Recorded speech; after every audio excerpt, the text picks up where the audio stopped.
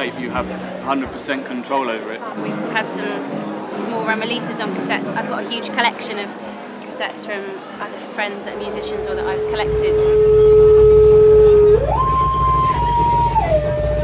There's a sound everywhere, even like people's voices and footsteps and birds and cars, traffic, everything. It's kind of always feeding in to your psyche.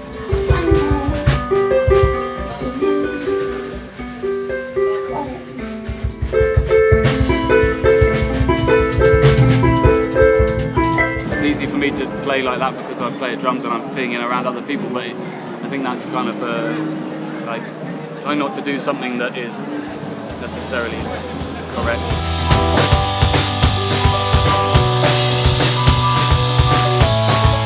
Personally, I always come back to Carnaby, just kind of obsessed with them and find them infinitely fascinating. I've just moved into a place where I live with my beehives now and seeing them every day, so exciting. I don't think I need to add anything to that. I'm with you on that.